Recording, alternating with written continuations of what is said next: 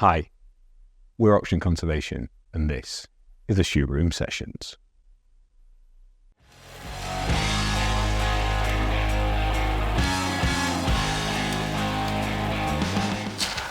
Caroline, welcome to the Quietroom. Thanks so much for having me. Can you tell people who you are and what you do? I can. I'm Caroline Hopper. I am a lead consultant at Quietroom, which is a communications consultancy in pensions, investment and insurance. And the idea is that we make those very difficult but important areas accessible to the people who need them. Amazing. How on earth did we get there? Take us back as early as you want to start and bring us up through the career. That's a good question, because I always ask this to people in the pensions world. I ask them how they got into the pensions world, and no one meant to get into the pensions world. Most people fell into it, but then were quite happy to be there. So I love literature. I studied English literature at uni, which was so much fun, but kind of points everywhere and nowhere.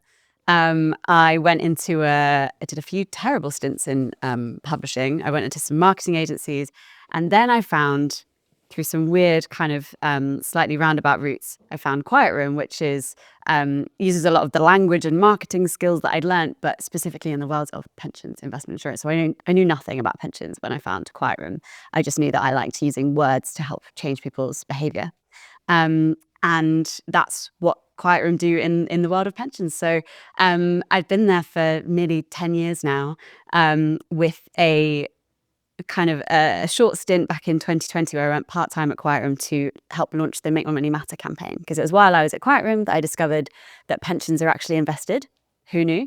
Not many people, actually, it turns out. And I've been working in pension comms for like 3 years before I actually even discovered that my own pension was invested. And that's how I discovered the world of responsible investment, which led me to the Make My Money Matter campaign, and which led me to actually discovering oxygen conservation. Amazing. So you've already started this journey, which is going to be fascinating. What are some of the misconceptions people have or knowledge gaps they have around pensions? Oh, there's so many.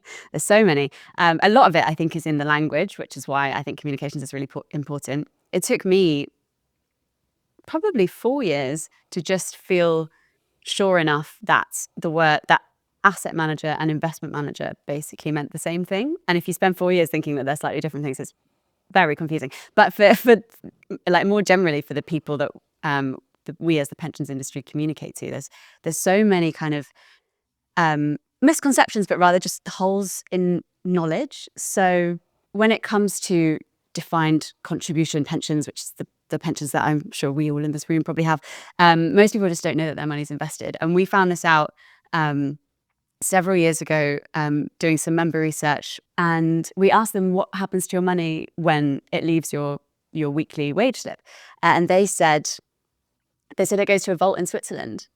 And we said, right, what makes you think that? And they said it's because they get a letter from Zurich every year that tells them what their account balance is. And I guess for this story to make sense, you need to know that Zurich at the time, the financial services and pension provider was financial services company was managing their pension. So it just says Zurich in the top right hand corner, and they thought, oh, it's in a vault in Switzerland. So as the pensions industry and the way we communicated it, we just left this massive gap. We told people that their money goes away, and we didn't tell them where it went. So people filled in those gaps. They made it tangible for themselves, and tangible was, well, it's in Zurich, it's in a vault in Switzerland. Great. Like intelligent guesses, but we as the industry like to assume knowledge instead of intelligence, I guess. That's fascinating. How do we begin to address that? So I think we'd still see it. I think if we asked, 36% is probably higher than I would have thought it was. I think if you ask people, certainly when I was growing up, you weren't allowed to talk about money, never mind ask about it. So how do we begin the process or where should we begin the process of educating people on that? How do we make the situation better? Oh, this is such a big question, and there's many, many teams of people looking at this. The annoying answer that always comes out of these conversations is, oh, we should do it at school. Why don't we learn about financial education at school? Why don't we learn how to read a tax? Why don't we learn what our tax codes are going to mean? Why don't we learn how to read a payslip? And yes, that would be so helpful. But I think the hardest job in the world is to be a teacher, and they already have so much going on. And also, if you're learning things before they're actually useful, are they going to be useful for you? Oh, that's an interesting. So I have advocated the whole well, we can't put anything else on teachers unless we take something out of the curriculum already Right. to give people space. But that whole learning something before it's useful, I've not heard that expressed before. And I think, yeah, as a 13-year-old that just wanted to chase girls or rugby balls around, I would not have listened to that at all. I'd have been like, yeah, sure, whatever. Yeah, it's the reason I think that is because we see it in when we're trying to communicate with people about their pension or their investments.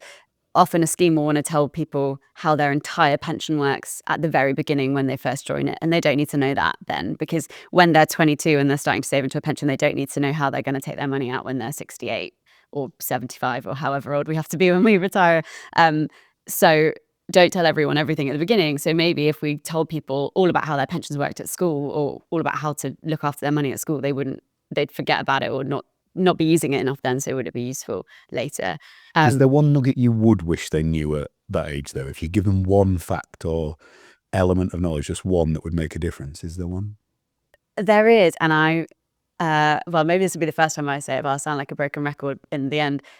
I'd love them to know that the money that they are going to make in the future is going to play such a big part in shaping the world that they grow up in. And that their money, whether they're saving it in a bank, whether they're investing it in a pension, is going to be making real world impact. It's going to be it's going to be lending money to a company. It's going to be investing in a company. It might be investing in a company that they don't agree with. It might be investing in a company that's exacerbating climate change, something that they probably care about because all the stats tell us that younger people care even more about this. But it could also be doing good as well. So I'd love people to know that their money is not just money. It's part of the world. Yeah, you are literally buying a future. Buy the one you want. Yes. Not the one that you just happen to be put in by somebody else. Yes, that's the nugget. We can get that into schools. Amazing. Okay. How much power for change do pensions have in general? How much investment are we talking about? I mean, pensions in general, massive power, which was such a shock to me and I think is a shock to everyone when they find out what their money's doing. So the stat always changes, but I think there's 5 trillion British pounds in UK pensions and wealth. 5 trillion pounds. It's massive. So there's that much power to do something. But what's interesting is that the people whose money that is probably don't know about it. And even if they wanted to do something, it is quite hard to make a change that's going to be a sort of safe change for them. I mean, we don't want loads of people to just move their pension money into something else because actually it does need to be looked after by investment experts who are going to look after it over the long time scale that it's going to be invested. So huge amount of power, but such a complicated chain connecting it to the people who it belongs to. That was a bit of a rambly answer. That's a good answer. So what can we do in terms of making positive choices to free up some of that? How do we help make choices either as individuals or as businesses, or what can we do to move more of that money towards good? Well, I think the whole chain can help to influence it. So if you start at the very beginning of the regular person whose money it actually is, I don't think the onus should be on them to have to do this, but they can do something. They can find out what their money is doing. They can, I was going to say lobby. They can just tell their pension provider that they want them to be. So let's make that easy, people. So if you have a pension somewhere, how do you even ask that question? That's a great question, and I think it will be trickier for some people than others. But so if you can do it through your employer. If your employer has set up this pension scheme for you, you can go to them and at least say, hey, who's our pension scheme with, if I don't know? Or, hey, employer, you chose this for me. Can you make sure, actually, if you're running a responsible company, can you make sure that you've set up a responsible pension provider for us? Can you make sure that you know where our money is going to go? Because it's the employer's money as well as the employee's money. And it's building the future that everyone's growing up and retiring into. So yes, me as an individual, I can find out what my money is doing, but I can also ask my employer for help on that and ask them to make good choices with the pension provider. Then I can ask my employer, or even I can go directly to my pension provider and say, it's really important to me that you do this. And yes, one person isn't going to make that much of a difference, but if a lot of people are sending that message, then the pension provider knows it's really important. I think there's a lot more that pension providers and trustees of pension schemes can actually do to take. If we just measures. pause on the one person for a moment. Yeah. The one person might not, but without the one person, there isn't a millionth person. Yes. So if everyone's like, well, no, me taking an action isn't going to make a difference. You not taking an action really is. Yeah. Because you can't begin to get that sort of critical mass and weight of things that you need to change without actually taking a step forward. So I did it on a personal level a couple of years ago in terms of asking that question, and previous pensions were in things that were associated with gas and oil, that were associated with tobacco, and they're from like early career pensions where I had no idea, like even, as you say, even the questions to ask, and it's like, I'm not okay with that. I'm literally investing in things that are making the world worse that I don't want to be part of. I need to step away from that. When you do start making that decision to step away, what level of choice is out there for people? You know, how much of a better choice are they able to make at the moment? Do you mean as an employer or as an individual? Oh, great question. Let's start as an employee. So as a person, how much choice do you have? Not much at all. You can do really rash things and move all your money, but it's probably not a good idea because you want to, if you stay in the pension scheme that your employer has chosen for you, then you probably also get money from your employer in your pension scheme. And actually working on the Make My Money Matter campaign, it was so important that we weren't just telling people to just switch, because it's much easier with a bank account. Like, oh, switch from Barclays to Triodos, that's much easier. We didn't want to tell people to switch their pension account, even though, because again, it's money, it feels like you should just be able to move it. But we definitely don't want to do that, because then you would lose your employer. You'd be losing free money from your employer, basically. So there's not much you can do. It's more about sending that message to your employer or sending that message to your pension provider to say, I really want you to do good stuff with my money. I want you to build a better future for me to retire into. As an employer, I think, actually, of all the things you can do to improve someone's experience and overall relationship with a company, making a more positive, conscious choice about what's happening with their pension feels like it should be an easy one. Is that a naive perspective that it should be easy for an employer? I hope not. I'm hoping that lots of the bigger providers, like master trust providers, like a Nest or a Cushion, are making it much easier for employers. Help people understand what a master trust provider is. Yes, gosh, it's so ingrained. So a master truster, in the way I'm referring to it, is a big pension scheme that is set up to provide pensions for loads of employers to provide for their employees, if that makes sense. So they're often called auto-enrollment ones. So now legally, people earning over a certain amount of money have to be auto-enrolled into a pension, and you'll be auto-enrolled into one of these big master trust providers. And how recent's that auto-enrollment piece? 2015? Yes, because I remember it not being a thing. I'm looking at Abby, who always accused me of being old, but I remember it before that was a thing. So we're talking about hopeful that master trust will be able to provide more of a range of options in terms of, for an employer perspective? Well, so not option. They should make it easy for you to move. So your options, I guess, would be the different master trusts, or there are other arrangements you could set up. But I think these master trusts are there to be the big ones that are going to stay the course as consolidation happens, which is happening a lot in this industry. So your options, I guess, are the different master trusts. Within the master trusts, say, and I said like Nest or Cushion or Smart or an Aviva, they will have different options within that, but they will also all have a default fund, which sounds terrible. I don't think default sounds like a good thing, because it sounds in like a marketing world you wouldn't brand it as default, would you? But it's the main fund that they have built to be suitable for most people, and there's some really amazing, really clever things that lots of them are doing in it, in a way that it's all based around the age you might retire at. So it's going to make sure that your money is kind of trying to grow at the right time and all that sort of thing. There are also sort of self-select options where you can choose a really green, really ethical fund.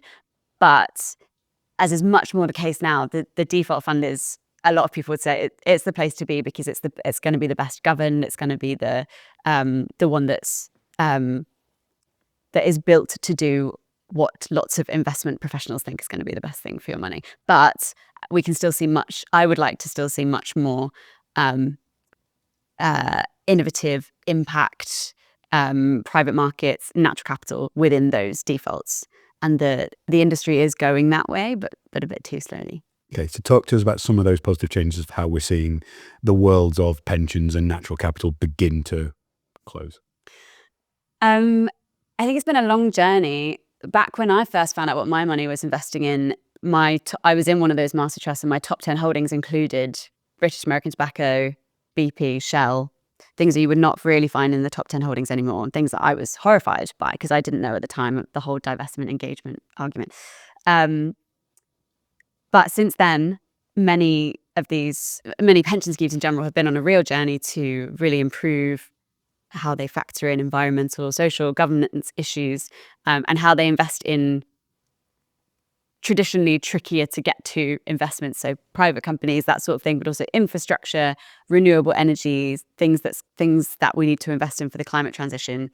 And some of them are now beginning to either think about or invest in natural capital, things like reforestation, afforestation, re-wetting peatlands, re-wiggling rivers, some of them. I just saw a report, a Gresham House report, that said, is it 50% or 59%? It's around that mark of UK institutional investors, so pension schemes, are either already investing in natural capital or are thinking about it in the next 18 months. Now, I think the percentage of actually already investing is very small. But that means there's a chunk of people who are thinking about doing it in the next 18 months, which is great.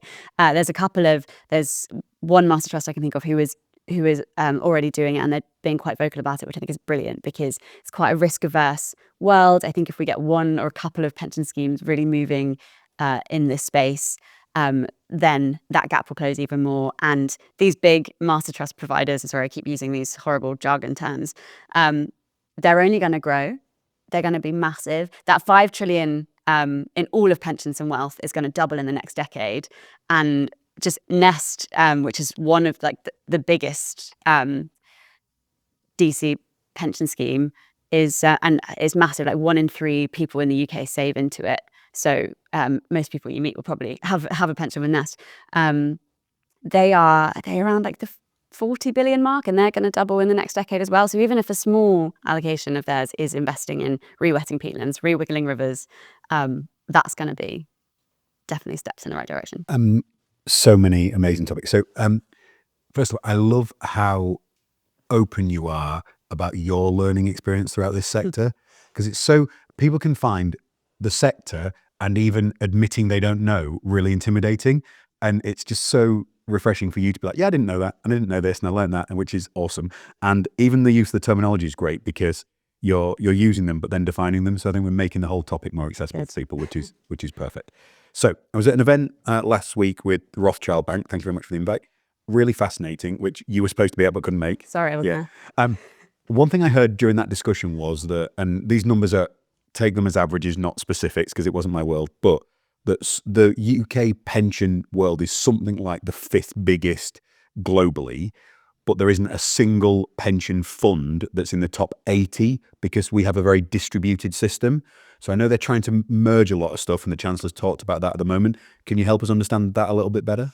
I can try. I've only got a few more things to add, and I hadn't heard that stat before, but that does make sense. It's so fragmented. Yeah. There are some really, really teeny tiny pension schemes that are maybe still single trust and run by one employer, so as opposed to a master trust that can scoop up loads. And lots of local authority regional ones and things like that. Yes, and so they're all the open defined benefit schemes, so different to defined contributions. They defined benefit schemes often referred to as like the old type of schemes that many people who are possibly retired now have. But so local government pension schemes, there are lots of different pools for lots of their different regions. So they're already on a kind of consolidating journey within the pools, but they've asked to consolidate. They've been asked to consolidate even more. In terms of other DC schemes, there's also a really, really large amount of fragmentation, which is not necessarily in everyone's best interest, because the bigger you are as a amount of money being invested, so as a pension scheme, often the better deals you can get, because you can say, well, actually, we've got this much money to invest, so can you give us a discount on the price? Is that the main attraction, the scale and the buying power that gives you at scale? I think it's definitely cited as one of the big attractions, but other people are disputing that. There's been a couple of, I think, Smart Pension, one of the master trusts, they're still much bigger than some of the kind of really teeny tiny fragmented schemes. But they've actually said, we don't need scale to do some really good stuff. We're investing in a really positive way that's investing in private markets. So it's doing some of this more exciting infrastructure, renewable climate transition investment. We've been able to look through our supply chain and make sure less of our investments are linked to deforestation, the sort of things that some people think bigger scale helps with. So I think it's probably a good thing that the industry is gradually being asked to consolidate because, well, I think it's bloody hard to be a pension scheme trustee. And I think the more we have really, really clever people dedicated to looking after a slightly smaller number of massive pots of money is probably better, rather than trustees who maybe don't know enough to be able to deal with this complicated stuff, looking after really small pots of money. Is that going to give that member the best experience and the best return on their pot? I don't know. So generally, the more professionalized this industry can become is probably a good thing. That might be really controversial. Sorry if I've upset anyone. You mentioned pension fund trustees. Lots of people won't even know they exist. What is the role of a trustee for a pension fund? Great question. Apologies to any trustees watching this if I do get this wrong, but my understanding is they are responsible for looking after the running of the pension fund so that it will deliver the right outcomes for their pension scheme members. So that includes everything from overseeing the way the money is invested, from overseeing how the pension scheme is administered. So that's everything from making sure people who are taking out the money when they're coming to retire can take it out in the right way. That's the communication. So are we engaging our members in the right way? Are we speaking to people about what their money is doing, how much they've got in it? And it's also the general governance of the fund. So to make sure it's well run. And I'm sure many other things. But all of those areas, all those things they have to do are extremely heavily regulated, and the amount of regulation and reporting and disclosure and things that trustees have to understand and then disclose themselves and put into practice is just going up and up and up. So it's really, really hard, which is another reason why the industry is consolidating. Okay. And what sort of walk of life are those people drawn from? Are they all come from financial backgrounds or? Great question. I think if you went back 20 years, they were like all the same person. And now they come from slightly different walks of life. I think there's professional trustees. Then there's sometimes some trustees who have been nominated by a company if it's a kind of singular employer scheme. But then there are also sometimes some member nominated trustees. So people who are maybe not financial experts but have been nominated by the membership to represent the membership's interests. So you might often have a trustee board that has some very experienced investment professionals, some very experienced finance professionals, and then some people who are possibly outsiders, but for good reason to be able to represent those interests. I think we're seeing, even within those groups, I think we're seeing a bit more diversity on trustee boards now, because it was often the case that even though you might have that mix, you'd still get very similar looking and very similar sounding and very similar thinking. They were all white, middle-aged to late-aged men who worked in the finance sector. Yes, exactly that. But there's definitely been some industry initiatives to try and make those trustee boards more diverse. And we, from a communications perspective, we've seen quite an interesting angle on this. We were brought in by, it was a big bank, their pension scheme. They were saying, we're about to go through the exercise where we ask members, so all our employees and past employees who save into this pension scheme, we're going to ask them to nominate the next member nominated trustee. Can you help us with our letter or email or whatever, or campaign to where we're going to tell people this kind of job is available? Would you like to nominate yourself or someone else for it? We're worried that we're only attracting the same people. So can you help us write it in a way that's going to attract other people? We read the comms and we could see why it was only attracting some people. It made the job sound terrible. I think it is a really hard job. There's so much people have to do. And if you do it wrong, you can be taken to court. And if you do it right, no one even knows who you are. So they're not going to say thank you anyway. That's such an important point in terms of a lot of more public sector style roles. There is no opportunity for success, but there's a massive risk and perceived risk of failure. Yeah, you're totally right. There is no win. You can just it's like being a referee in a football match. Yes. The job is to not be noticed. Yeah. Such a hard thing. But yes, so I was going to say, so we looked at this communication they were sending out to try and encourage people to nominate themselves or someone else, and they made it sound so hard. They talked about how it was kind of a volunteer role. So unless you're a professional trustee, the role is often not paid. Sometimes it is. It's changing a little bit. But so you're having to take on all this responsibility from the good of your own heart for no money, and just because you maybe want the experience, but it, you have to. It's not clear what you'll necessarily get out of it, and this communication certainly wasn't showing any of the benefits that you could get from it. And then also it just had loads of pictures of white men doing the job, and even worse, where it talked about, it said, we will give you some training. We'll train you on how to be a trustee, and there's some trustee toolkits out there that help people do this. But it is an unpaid job. And where they had the word about it being an unpaid job, they had the only picture of a woman that communication had, which was terrible. I don't know how, I'm sure that slipped through, and they did not mean to do it like that, but it was shocking. And we've seen other communications that did that too. This was a few years ago now. Anyway, we helped them rework that so that it made the job sound like a good one. It talked about the benefits. Here are the things you're gonna learn. Also, this is a great opportunity for you to make a difference for your own pension, but also your fellow colleagues, and you get to represent their benefits. And we're going to give you the time off to do this, and we are going to pay you, those sorts of things, and just made it sound like a decent job. And they got, instead of, I think they had 30 applications before, then they had 500 applications, because obviously it just sounded much better.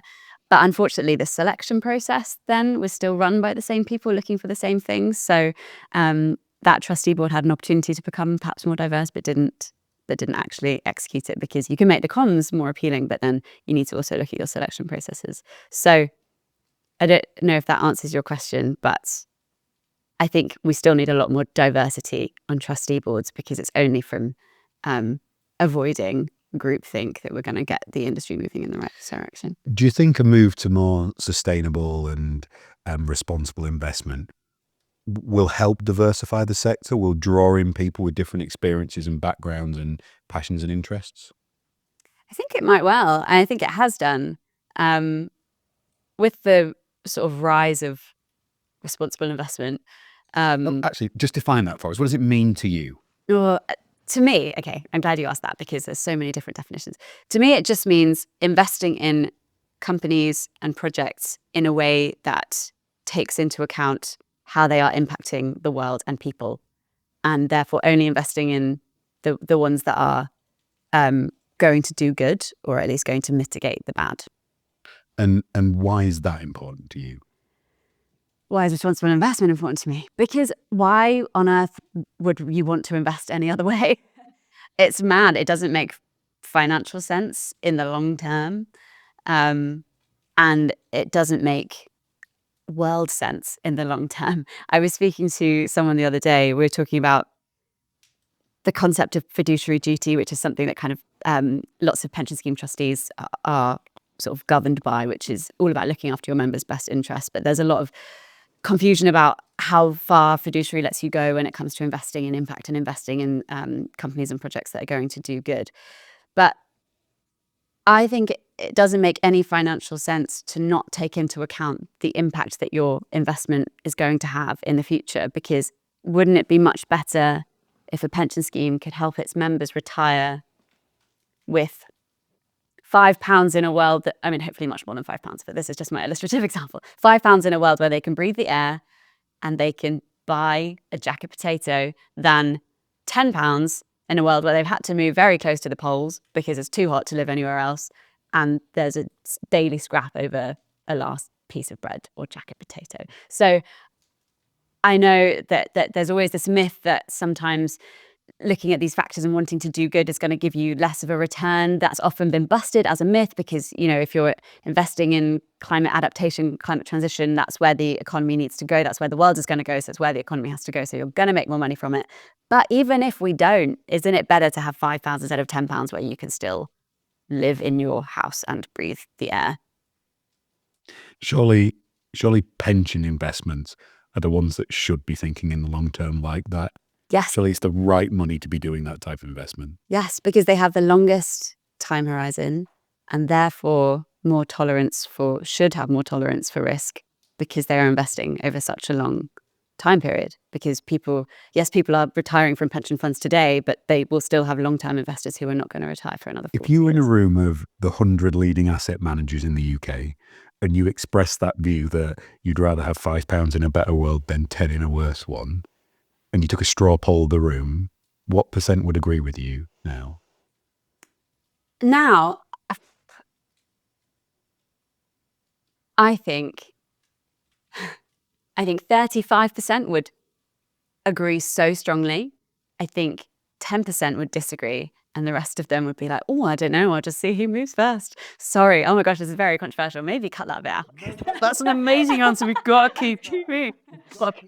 There are some really vocal first movers. There are some people who will never be bought into this. And they're the people who on trustee boards you say, oh, you've made a net zero commitment for 2050. That's great. And obviously you had to anyway, because that's when the UK is going to reach 2050. So good luck. Not like, it seems like a very easy target to set. But I've had a few people say like, well, it won't be my job by then, so it's not my problem. Would you even, that 10%, so we experience a microcosm of that in local communities talking about finding space for nature and helping the environment. There is 10% who just think, nope, this is wrong. Whatever you're doing, any form of change is bad. Would you even focus any resource and time in trying to reach that 10? Or do you get, we're never going to get there? It's not a frame of reference they're willing to change. So actually, because everyone's got limited time and resource, should we put that at one end of the middle 50, middle 55, whatever it was? How do you view that type of communication? Oh, good question. I think in this space, focus on the first movers, because particularly in the pensions world, the more those first movers are vocal, the more the other people will follow. And then the 10% will be like, oh, well, if it's just what we do now, that's fine. Where are we in terms of pensions funds perspective around natural capital, around carbon, and then we'll go into nature after. From a carbon perspective, so we talked about net zero strategies and things. What is the sentiment in terms of that market being investable so far? I think a very small minority are investing in it. I think there's still a lot for whom this is still very new and very scary for a risk-averse industry. And how do you think we can give the sector confidence to start that domino effect of people moving? As an industry, as you said, it will move en masse once it starts. So how do we get people more confident around natural capital-based investments? I think a lot of it is understanding. So this is something I'm really interested in, obviously, but Quietroom is really interested in too, is just making sure we understand the basics so that we can then help some of our pension scheme clients understand those basics too, so that they can then have more nuanced conversations. And we've been doing a bit of this in the natural capital space, and we found there is the real spectrum of people who are already on it, already investing in it. But then there's still some very brilliant, very professional investment experts who, and pension scheme professional trustees who are saying, yeah, no, I would like to learn about that. I need to do that. And obviously they're not going to be investing in it before they know about it. So I think it's just awareness and education at this stage, but with the knowledge we then need to move. It's still such an early industry. So even for us that are in it day to day, it is still really early. I equate it to, we're still in the age of dial-up internet. We literally started. Broadband's a mile away. Smartphones are 20 years away. We need to go faster, and we will go faster because there's an urgency there. But there is so many people we need to talk to about the challenges and the difficulties. And that's one of the reasons for the podcast, the reason we write as much as we do. But I think there is optimism out there. So like in the last few weeks, we've seen Aviva investing Nattergal, which is super, super exciting. What else gives you optimism about seeing the convergence of the two worlds, so nature and the pension world? this might not surprise you because it's the communications perspective, but I love the thing that gives me optimism is how much individuals would love their money to be doing this.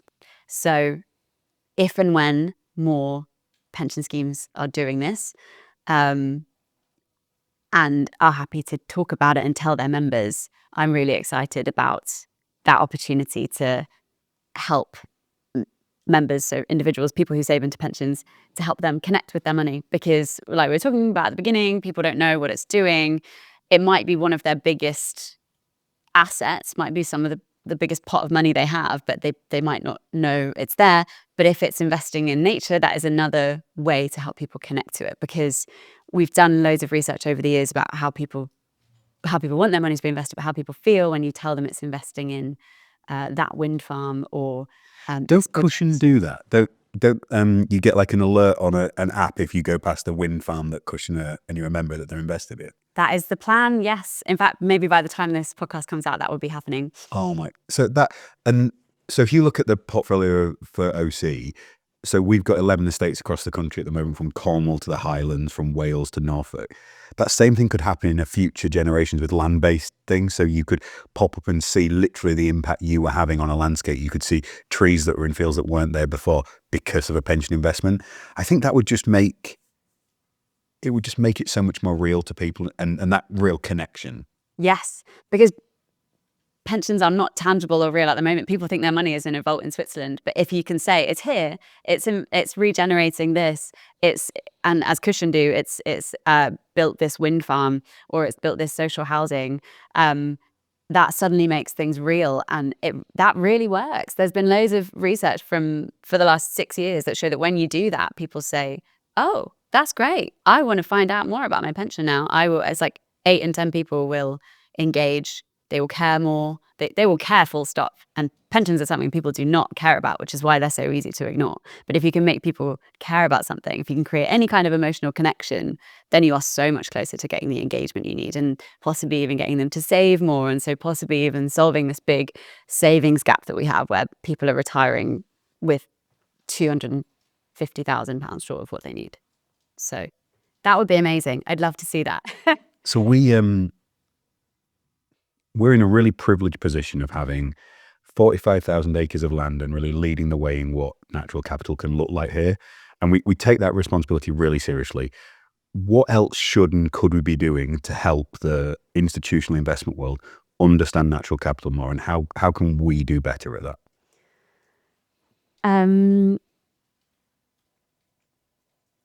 I think this is something you already do really well. So difficult question. It's very kind. Thank you.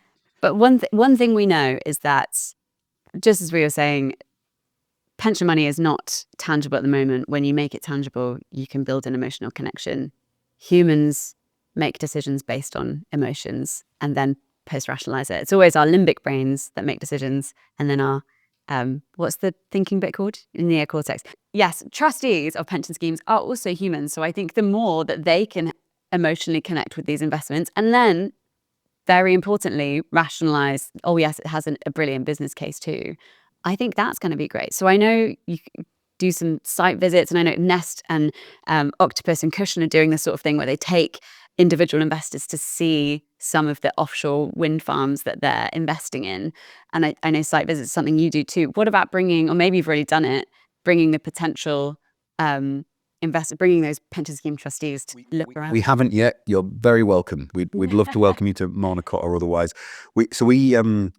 Last year was the first year where we really opened the gates and said we want to get more people to the places where we're doing conservation work, because prior to that, there wasn't really the spaces we had weren't suitable for hosting people. There wasn't much built property, etc. Whereas now we've got some incredible assets in Devon and Norfolk and in the Scottish Highlands where we can welcome people for visits. So last year we had 1,000 people across the estates coming to stay and see what we're doing. And, we want to double that next year. So we're so hopeful that they will come. And we've done some stuff for Quietroom before. So maybe together we can make that possible and welcome some trustees to just see the reality of what investment in rural communities can achieve. Because not just is it a really great return on the investment from a financial perspective, the positive environmental and social impact you can deliver is staggering. There's been so much talk under the previous government about levelling up areas of the country. we need to level up the rural as opposed to just the urban, because there's so much untapped potential in these communities, people, talent, and natural capital, and just such a better future that's been given if we spread things a little bit wider. Yeah, absolutely. And I think it's because there's so many factors there. It's really hard to understand when you're just being shown it on a PowerPoint or something, or in a board paper. Even Josh's ridiculously wonderful photography and videography, you can't feel the scale until you're at a place. Our estate in Invergeldy is 12,000 acres. It's the same size as the city of Exeter, and it's shaped like we've got one entire valley. So you go there and you're just enclosed and held within it. It's just amazing. And every single person we've taken there, it changes them in terms of their views of the world. So we'll have to think about what the best way to do it is, because we can't host 2001 Go, but we can find the right sort of people that want to come and learn and understand what we're doing, which would really unlock things, hopefully. Yeah, I think that's the way. You talked about it earlier, and it's a really fascinating subject, engagement versus divestment.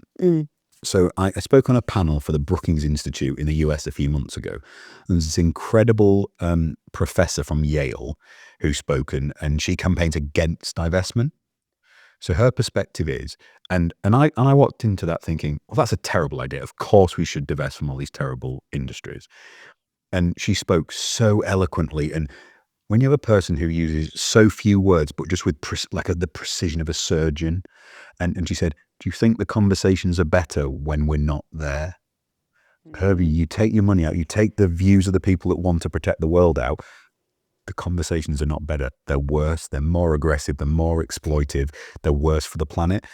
What is the answer? Should we engage? Should we divest? Help us understand what your views are.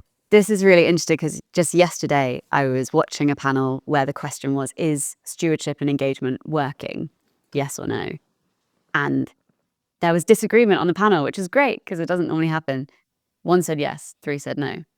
I think it's better than divestment because, exactly as you say, if you divest your shares, they're going to be bought by someone else who cares much less than you about making things better. But I think there's much more to be done about, in terms of collaborating with asset owners who have more and more of a sway over a company that you're trying to engage with.